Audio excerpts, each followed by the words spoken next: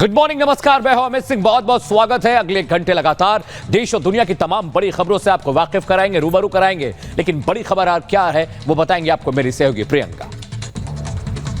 धन्यवाद अमित। नमस्कार, मैं हूं आपके साथ प्रियंका शर्मा और आप देख रहे हैं देश का number 1 Hindi news channel Republic Bharat में। आप सभी का स्वागत है।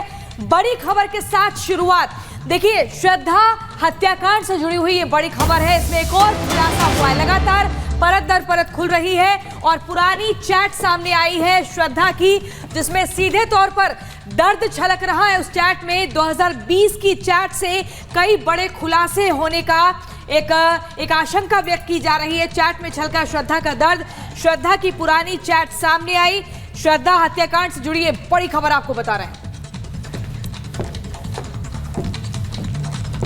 तो बड़ी खबर आपको हमारी सहयोगी प्रियंका ने बताई, लेकिन देखिए रोज नए खुलासे हो रहे हैं। 9 टीमें बनी है, 5 राज्यों में तफ्तीश चल रही है और बड़ी खबर यह भी है कि नार्को टेस्ट हो सकता है आफ्ताब का। लेकिन इस बीच श्रद्धा की एक फोटो सामने आई है। उस फोटो का जो मुलम्बा है, जो आवरण है, वो बताता है कि उसे बहुत लंबे वक्त से टॉर्चर किया जा रहा था। आंखों पर, नाक पर चोट के निशान मिले हैं। इस तस्वीर के मायने क्या है, यह रिपोर्ट आपको बताने जा रही है। श्रद्धा हत्याकांड में दिल्ली पुलिस अभी भी पुख्ता सबूत ढूंढ रही है, जिससे हत्या के आरोपी आफ्ताब को कड़ी से कड़ी सजा दिलाई जा सके। अब इस सनसनीखेज मर्डर केस के तार 5 राज्यों तक फैल गए हैं। दिल्ली, हरियाणा, हिमाचल और उत्तराखंड के अलावा पुलिस मुंबई समेत महाराष्ट्र के कुछ इलाकों में भी जांच कर रही है। दिल्ली पुलिस ने गुरुग्राम में भी सर्च ऑपरेशन चलाया। बताया जा रहा है कि पुलिस को यहां से अहम सबूत हाथ लगे हैं। इस बीच श्रद्धा की एक फोटो भी सामने आई है जो 2020 की है। चेहरे पर चोट के ये 5 निशान रिश्ते में दर्द की उस कहानी को बयां कर रहे हैं, जिसमें आखिरकार श्रद्धा को अपनी जिंदगी से हाथ धोना पड़ा। 24 नवंबर 2020 को श्रद्धा ने अपने एक दोस्त से चैट करते हुए भी इस दर्द को बयां किया था। हालांकि अब इंतजार है आफ्ताब की नार्को टेस्ट का। कोर्ट ने 5 दिनों के भीतर नार्को टेस्ट कराने की इजाजत दी है। उम्मीद है कि नार्को टेस्ट से कई राज बाहर आ सकते हैं। और इसी बीच अगली बड़ी खबर आपको बता दें, ये खबर मथुरा से है, जहां पर एक महिला का शव मिला है। एक ट्रॉली बैग में ये शव बरामद किया गया है। यमुना एक्सप्रेसवे पर ये बैग बरामद हुआ है। बड़ी खबर आपको बता रहे हैं, जिसके बाद से हड़कंप मच गया। मथुरा में एक महिला का शव मिलता है ट्रॉली बैग में, यमुना एक्सप्रेसवे पर ये महिला का शव। लेकिन कौन है, अभी पहचान नहीं हो पाई है। लगातार पुलिस जांच पड़ताल में जुटी हुई है। देखिए, पूरा पुलिस का महकमा पहुंच चुका है और उस ट्रॉली बैग को बरामद कर लिया है। लेकिन लगातार कोशिश हो रही है शिनाख्त करने की, पहचान करने की। लेकिन अभी तक ये सवाल जस का तस बना हुआ है। बिल्कुल, देखिए प्रियंका बता रही है आपको कि आखिर दिक्कत किस बात की है, क्या परेशानी है। लेकिन बड़ी बात यह भी है कि अब लगातार ये मामले बढ़ते जा रहे हैं। और बड़ी बात यह है कि उदयपुर, मथुरा और मुंबई में इतने सनसनीखेज मामले सामने आए हैं कि पुलिस भी हैरान परेशान है कि आखिर हत्यारे किस मॉड्यूल को फॉलो कर रहे हैं। रिपोर्ट आपके सामने रखते हैं। यूपी के मथुरा से एक सनसनीखेज खबर सामने आई है। मथुरा में यमुना एक्सप्रेसवे के पास एक अज्ञात लड़की का शव मिलने से हड़कंप मच गया। लड़की के शव को एक ट्रॉली बैग से बरामद किया गया। वहीं इस मृत युवती की उम्र करीब 20 साल बताई गई है। पुलिस का कहना है कि सुबह यहां काम कर रहे मजदूरों ने लावारिस ट्रॉली बैग मिलने की जानकारी दी। पुलिस की टीम ने जब उस बैग को खोला तो सब के सब हैरान रह गए, क्योंकि उसमें कपड़े नहीं थे बल्कि एक लड़की का शव था। शव को एक ट्रांसपेरेंट पॉलिथीन में रखकर ट्रॉली में डाला गया था। वहीं लड़की के शरीर पर चोट के कई निशान हैं और ऐसा लग रहा है कि उसे किसी धारदार हथियार से मारा गया है। पुलिस का कहना है कि शव को देखकर लग रहा है कि लड़की की हत्या कहीं और की गई है और साक्ष्य छुपाने के लिए शव यहां फेंका गया है। बता दें कि डेड बॉडी को एक्सप्रेसवे से लगे सर्विस रोड पर फेंका गया था। हालांकि लड़की की हत्या कैसे हुई, कब हुई, क्या हत्या के पहले उसके साथ गलत काम हुआ है, इन सभी चीजों का खुलासा पोस्टमार्टम रिपोर्ट के बाद ही हो पाएगा। राजस्थान में तो अपराध की घटनाएं थमने का नाम ही नहीं ले रही हैं।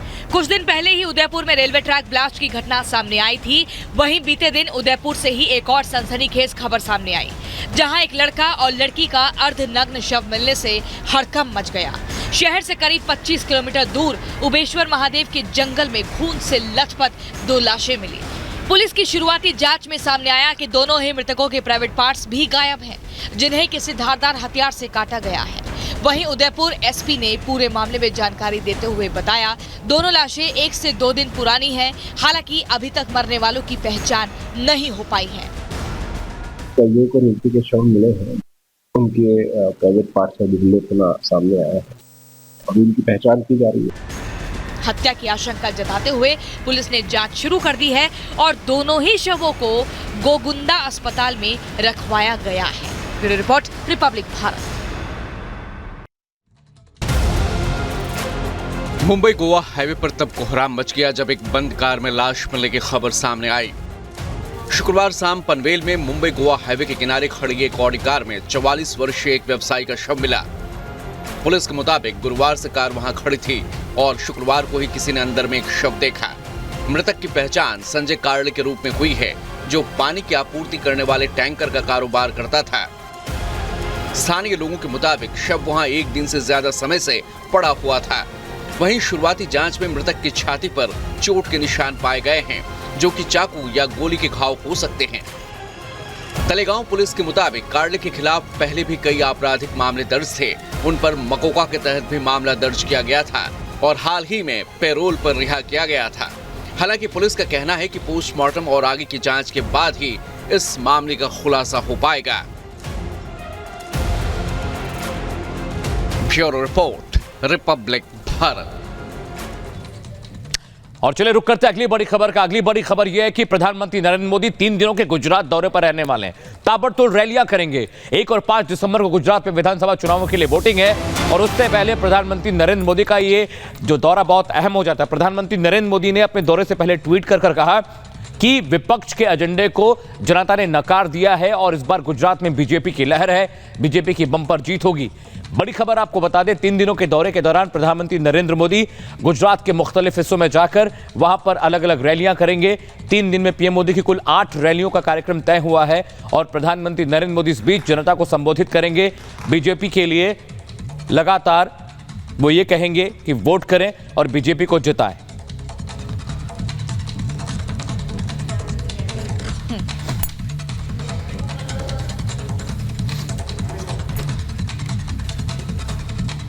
तो देखिए, गुजरात चुनाव के लिए बीजेपी ने पूरी ताकत झोंक दी है। धुआंधार प्रचार प्रसार किया जा रहा है। बीजेपी के दिग्गज नेता ग्राउंड पर पहुंच रहे हैं, लोगों की समस्याओं को सुन रहे हैं और एक बड़ा आश्वासन भी मिल रहा है। लेकिन इसी बीच बड़ी खबर यह है कि प्रधानमंत्री नरेंद्र मोदी 3 दिवसीय गुजरात दौरे पर हैं और यहां पर 8 रैलियों को संबोधित करेंगे। इसी बीच सोमनाथ के दर्शन के लिए भी पहुंचेंगे। क्या है पूरी खबर, एक रिपोर्ट के जरिए दिखाते हैं।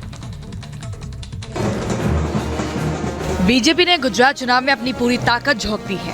बीजेपी के दिग्गजों ने बीते दिन धुआंधार प्रचार प्रसार किया, तो वहीं आज से पीएम मोदी गुजरात में ताबड़तोड़ रैलियों की शुरुआत करने जा रहे हैं।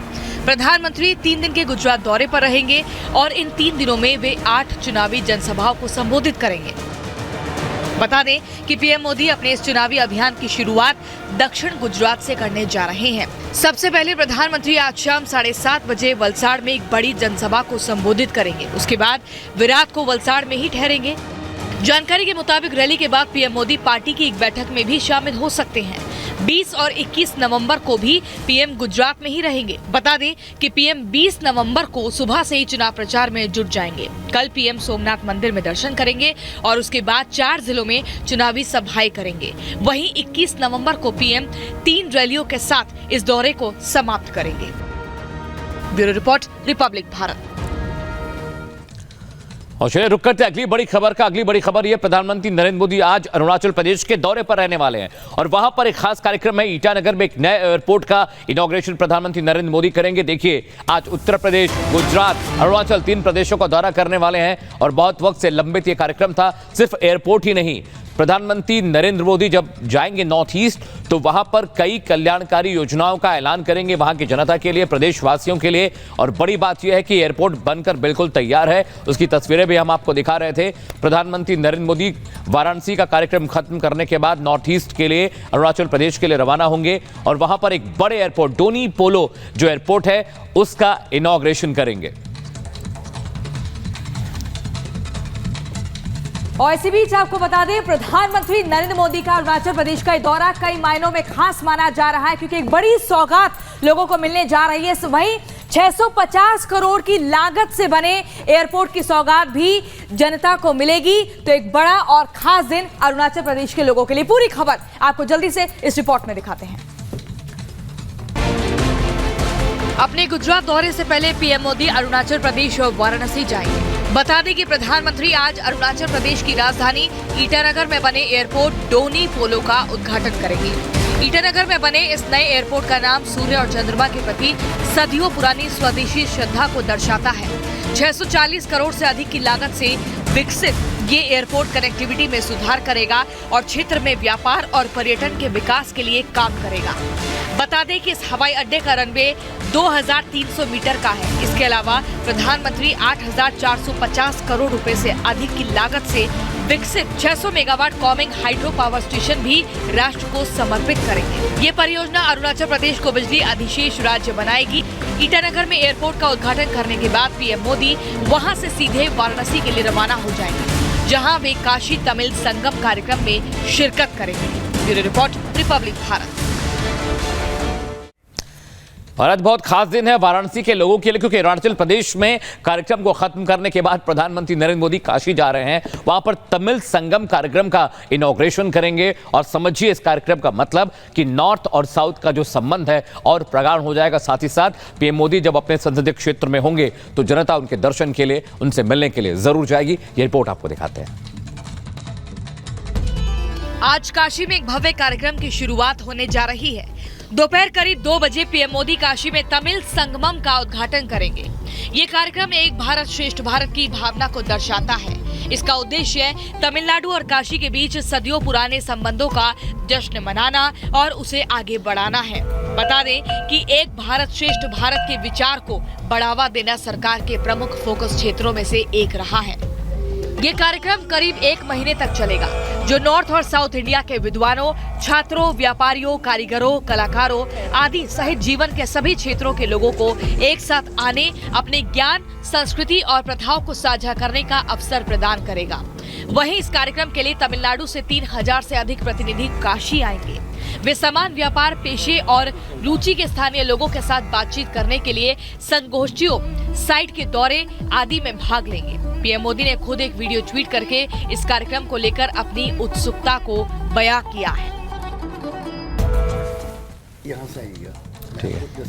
और इसी बीच अगली बड़ी खबर आपको बता दें, आईआरसीटीसी घोटाले मामले में आज सुनवाई होनी है। दिल्ली की राउज एवेन्यू कोर्ट में ये सुनवाई होगी और इसमें लालू प्रसाद यादव समेत 17 लोगों के खिलाफ मामला दर्ज है। इससे पहले तेजस्वी यादव पेश हुए थे 17 अक्टूबर को। बड़ी खबर आपको बता रहे हैं, कुल 11 लोगों के खिलाफ ये मामला दर्ज है। आईआरसीटीसी घोटाले से जुड़ा हुआ ये मामला है। बड़ी खबर, लालू परिवार समेत 11 के खिलाफ ये सुनवाई होनी है। राजधानी दिल्ली की राउज एवेन्यू कोर्ट ये सुनवाई करेगा।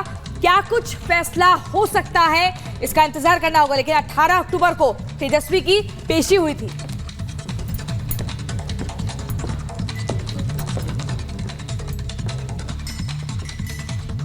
सबकी निगाहें राउज एवेन्यू कोर्ट पर रहने वाली, क्योंकि राउज एवेन्यू कोर्ट में आज आईआरसीटीसी घोटाले की जांच होगी, जिसमें नौकरी के बदले जमीन की बंदरबाट की गई थी। और बड़ी बात यह भी है कि लालू प्रसाद यादव अकेले नहीं, इनके परिवार के लोग भी इस घोटाले में शरीक हैं, शामिल हैं। पूरी खबर क्या है, ये रिपोर्ट आपको बताएगी।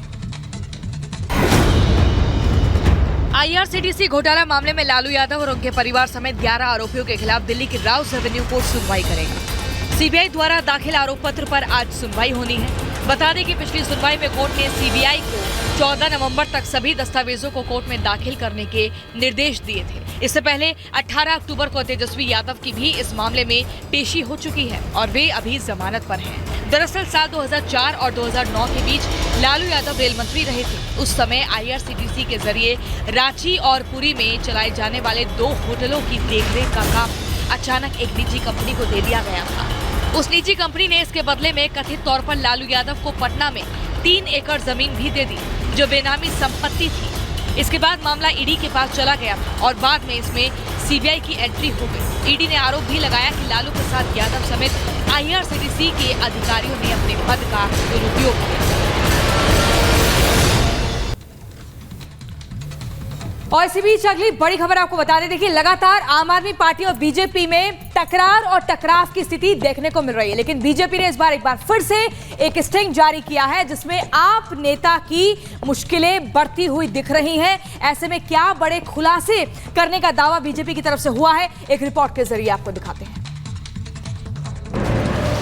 आम आदमी पार्टी के मुखिया अरविंद केजरीवाल पर आरोपों की बौछार हो गई है। दिल्ली में एमसीडी चुनाव से पहले बीजेपी ने आप के खिलाफ एक और स्टिंग बम फोड़ा है। बीजेपी ने प्रेस कॉन्फ्रेंस कर आम आदमी पार्टी के नेता मुकेश गोयल का एक स्टिंग जारी किया है। बीजेपी प्रवक्ता संबित पात्रा ने दावा किया कि मुकेश गोयल जूनियर इंजीनियर से 1 करोड़ रुपए मांगते नजर आ रहे हैं। बीजेपी ने इस स्टिंग ऑपरेशन के जरिए केजरीवाल को कटघरे में खड़ा किया। स्टिंग ऑपरेशन में दावा है कि दिखाई दे रहा ये शख्स आम आदमी पार्टी के नेता और अरविंद केजरीवाल के करीबी मुकेश गोयल है, जो दिवाली गिफ्ट के नाम पर दिल्ली के एक जूनियर इंजीनियर से 1 करोड़ रुपए की मांग करते नजर आ रहे हैं। आरोप लगाया है कि मुकेश गोयल के जरिए केजरीवाल दिल्ली में उगाही का खेल खेल रहे हैं। वहीं जवाब देने के लिए खुद मुकेश गोयल सामने आए। गोयल ने इस वीडियो को फर्जी बताया और बीजेपी नेताओं पर मानहानि का केस दर्ज करने की चेतावनी भी दी। Bureau report, republic Bharat.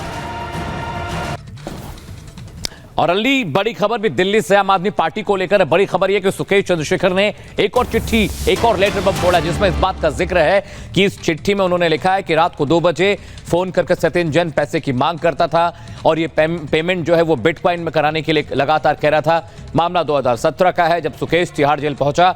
उसके बाद से लगातार सत्येंद्र जैन फोन पर पैसे उगाही की बात करता था। और बड़ी बात यह भी है कि रात को पैसे मांगे जाते थे, 2 बजे के आसपास फोन आता था और बिटकॉइन में पैसे मांगने का आरोप सुकेश ने, चंद्रशेखर ने सत्येंद्र जैन पे लगाया है।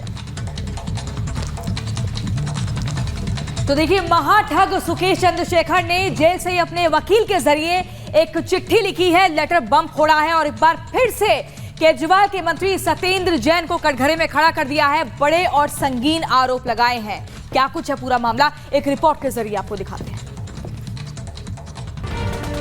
ठगी के मामले में तिहाड़ जेल में बंद महाठग सुकेश चंद्रशेखर ने अब एक और लेटर बम फोड़ दिया है। सुकेश ने जेल में अपने वकील के माध्यम से एक चिट्ठी लिखी है। एक बार फिर से सुकेश के निशाने पर केजरीवाल के मंत्री सत्येंद्र जैन ही है।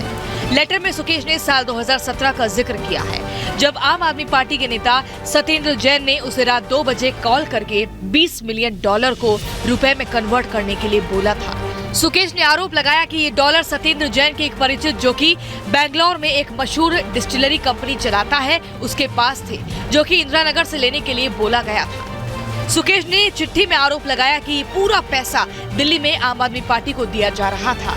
यही नहीं, सुकेश ने चिट्ठी में अरविंद केजरीवाल से पूछा है कि ये पैसा किसका था, वो ज्वेलर कौन था जिसके यहाँ ये 4 बैग डिलीवर किए गए, डिस्टिलरी कंपनी का वो मालिक कौन था और करेंसी रुपए में किसने कन्वर्ट किया। Bureau report, republic Bharat.